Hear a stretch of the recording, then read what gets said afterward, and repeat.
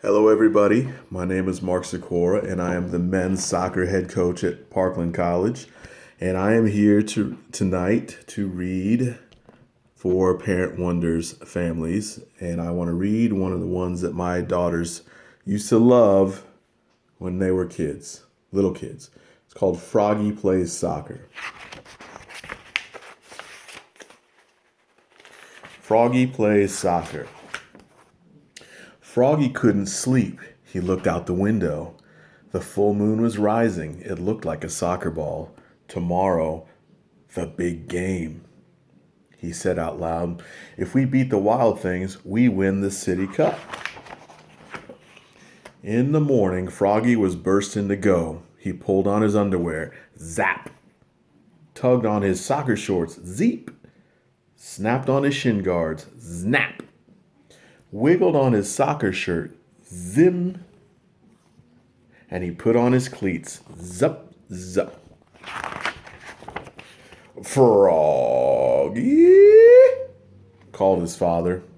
Froggy's father was the assistant coach. "What?" "Let's go. We'll be late for the game." So Froggy flopped outside. Flop, flop, flop.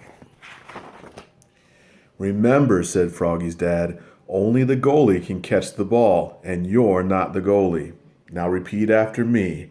Head it, boot it, knee it, shoot it, but don't use your hands." And Froggy sang, "Head it, boot it, knee it, shoot it, but don't use your hands," all the way to the soccer field.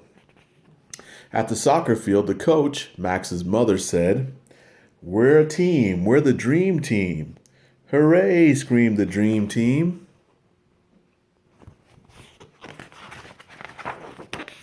Soon the game was on. Froggy was doing cartwheels, and he was picking daisies. Froggy was picking his nose. The ball bounced off his chest. He gave it a mighty kick, and he missed the ball. But Max trapped it and passed it to BJ, who slammed it right into the net. Goal! It was 1-0 to the Dream Team. Again, the two teams faced off. The whistle blew. The Dream Team charged down the field towards the Wild Things. Froggy was tying his shoe. Froggy's dad was yelling, "Defense! Defense!" The ball hit Froggy in the head. Bonk! And knocked him down. He was great at defense. At halftime, the Dream Team held the lead. "Now remember," said Froggy's dad, and they all chanted together, "Head it, boot it, knee it, shoot it, but don't use your hands."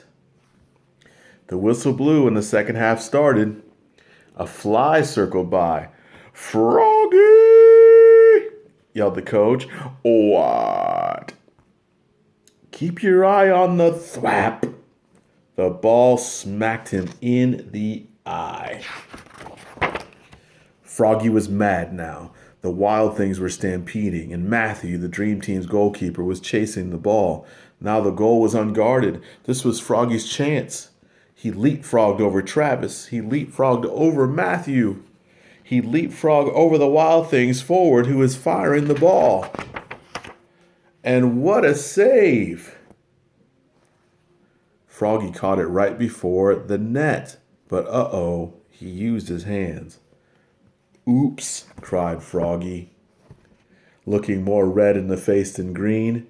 He looked so silly. The Dream Team laughed, but not for long. The penalty for using his hands was a free kick at the goal for the Wild Things. The Wild Things star forward kicked and scored, and now it was a tie game. But it wasn't over yet.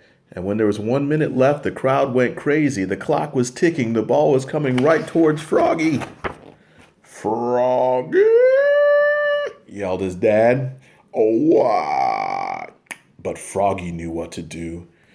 He jammed his hands in his armpits. He stuffed them in his pockets. He stuck them in his mouth. Then he power kicked the ball so far down the field that it bounced over the goalie's head. and smack into the goal. Yes! The Dream Team had won the City Cup, and they shouted and danced. And Froggy sang, head it, shoot it, knee it, boot it, but don't use your hands. Except to slap fives. Slap, slap, slap. Thanks, everybody. Have a good night.